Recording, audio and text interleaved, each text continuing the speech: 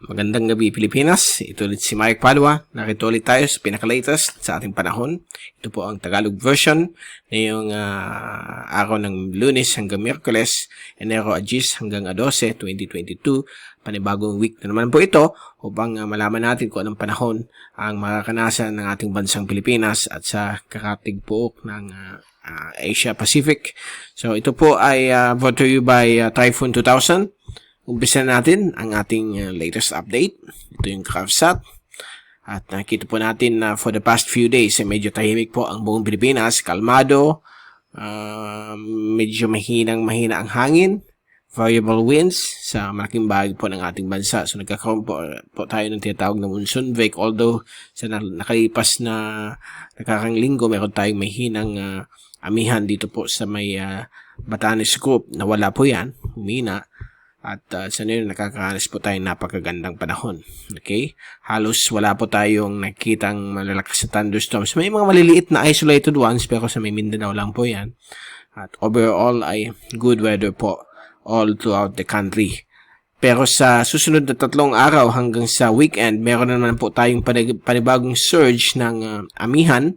Ito po ay galing sa isang lumalakas na high pressure area malapit sa Wuhan, China. At ito po ay magbibigay na naman ng panibagong surge. At for the next 24 hours, since itong CraftSat natin ay valid hanggang bukas, ito po yung forecast. May panibagong surge na bababa po sa may dulong hilagang Luzon. So, apektado naman po ang Batanes, Bubuing Cove Islands, at yung Cagayan Valley.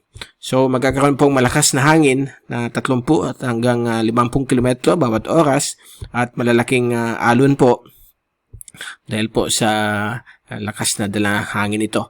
At may mga padaan-daan po mga light showers at although maninipis ang tsansa na baka magkaroon ng mga thunderstorms, but magbibigay rin ito mga light showers dito sa dulong hilagang Luzon. At dito naman po sa may West Philippine Sea, kasama po dyan ang Kalayaan Island Group at yung ibang areas po ng Spratly Islands, ay meron po tayong mahinang amihan. Medyo dry na dry po dito, okay? Nasa itawag tayo yung monsoon wake, but itong pagbalik ng amihan, although magbibigay rin itong maninipis na ulan, hindi naman po siya masyadong significant, okay? Hindi tulad nung December na grabe talaga yung ulan. At itong amihan ay mananatili lang sa extreme northern Luzon, but sa Miyerkules at Huwebes, posibleng bababa po ito sa buong Luzon kasama po ang Kabikulan at Visayas. So magkakaroon po ang pagbago ng panahon at medyo magbababa na naman po ang bahagya ang ating temperatura. Ngayon po nasa 28 hanggang 30, medyo umiinit na po ang panahon, but temporary lang muna ito, okay? Dahil po nagkakaroon tayo ng monsoon wake. So itong panibagong surge o bugso ng amihan ay magbibigay na naman po ng medyo malamig na temperatura sa ating bansang Pilipinas, lalo na po sa may Luzon hanggang sa ibang portions po ng Visayas. At sa labas ng ating bansa, wala po tayong nakikitang namumuong sama ng panahon o bagyo, at mananatili pong typhoon free or low pressure area free ang Western Pacific sa susunod na 5 hanggang 10 araw base po yan sa mga computer models. At meron po tayong surface trough po dito malapit sa Palau na magbibigay ng mga konting showers, okay? At sa unahan po nitong inaasahang pagbaba ng bagong amihan, meron po tayong mabilis na kumikilos na frontal system at yung kanyang shear line o yung dulong buntot ay maiksi lamang po yan, okay? Dito lamang po siya sa may North Philippine Sea o hilagang bahagi po ng dagat Pilipinas. So hindi ito makakaabot po dito sa Luzon. Subalit for the next few days, may panibago na naman ng mga frontal system na posibleng magkaroon ng shear line o baka ito na rin yun. Yung kanyang shear line posibleng mag-extend sa hilagang silangang Mindanao. So magbibigay po ng konting mga ulan. But mabuti mag-prepare dahil po minsan yung mga forecast nagbabago bigla. At ito yung fast animation. So makikita po natin na napakaganda po ang buong Pilipinas. Okay, ang ating panahon, okay na okay. At ito po may mga isolated showers sa may western sections po ng Sorsogon at dito rin po sa may bahagi po ng Zamboanga Peninsula.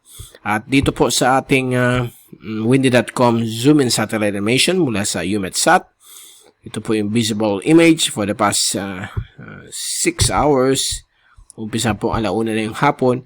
Ay, maganda po ang buong Pilipinas. Wala po mga thunderstorms except po dito sa may Southern Negros, ibang portion po ng Cebu, may mga maliliit na thunderstorms. Okay, mga isolated ones. At dito rin po sa may kanluran bahagi po ng Sorsogon at Zamboanga Peninsula, mga ilang portion, may mga short duration na maliliit na thunderstorms. Okay, at kung titingnan natin yung forecast sa ulan sa susunod 3 araw ay medyo maganda naman po. Wala masyadong rainfall. Meron lang po dito sa may area po ng Cagayan Valley, sa may silangan bahagi po ng Cagayan. Meron pong konting mga ulan. Dulot po yan ang hanging amihan na darating sa susunod na 3 araw. At dito rin po sa may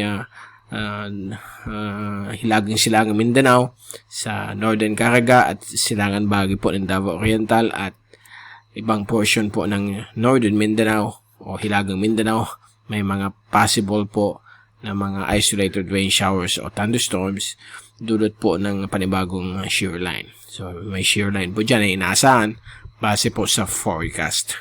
At bago tayo magpaalam, ito po yung wind pressure forecast mula sa European model called sa windy.com. So ngayong gabing ito, kita ninyo umpisa na po yung surge ng panibagong amihan dahil po sa lumalakas na high pressure malapit sa Wuhan. At bukas po ng hapon, Martes, yan na po siya, malakas na bugso ng hangin na pwedeng umabot po ng hanggang 50 o 60 kilometro bawat oras. So mga ka-afekto na yon sa dulong hilagang Luzon. At pagdating ng Miyerkules, ito po ay bababa po sa ibang bahagi po ng silangang Luzon, Northern Luzon, kasama po Calabarzon, Metro Manila, Bicol Region, at ibang portion po ng Kabisayaan. So, hindi naman po siya sobrang lakas na amihan. Katamtaman lamang po ito.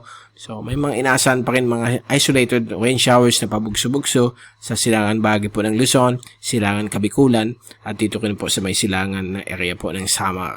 Okay? So, yan po ang bagong surge ng amihan, hindi masyadong kalakasan.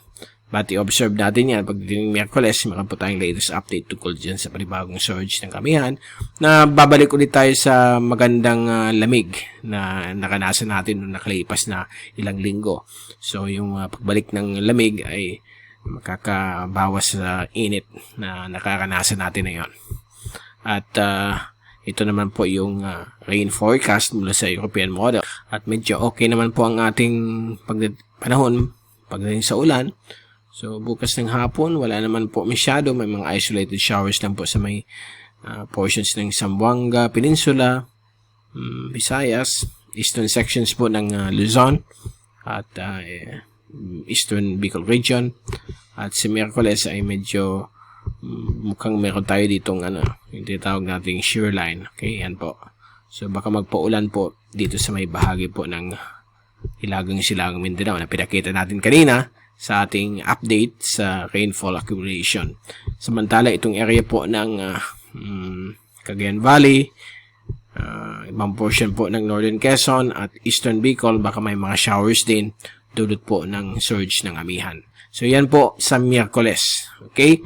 So, dyan muna natin itatapos ang ating latest sa ating panahon. So, all clear po ang Western Pacific. At babalik ulit tayo si Miyerkules para ibigay sa inyo yung pinaka-latest sa ating panahon. Mula sa Typhoon 2000, ito si Mike Pado nagpapaalam. Mag-ingat po tayong lahat. Be #weatherwiser. Be healthy and strong. And also, huwag niyong kalimutan na mag-avoid munang lumabas dahil po grabe na po ang cases na yun ng COVID. Sobrang taas ng Omicron. Siguro Omicron variant na ito kasi grabe sobrang hindi natin maiwasan yung pag-akyat ng virus na ito. So, kailangan mag-ingat po tayo lagi. Okay? So, again, babalik ulit tayo ng Miyerkules. At maraming salamat po sa pagpanood nyo sa aking channel.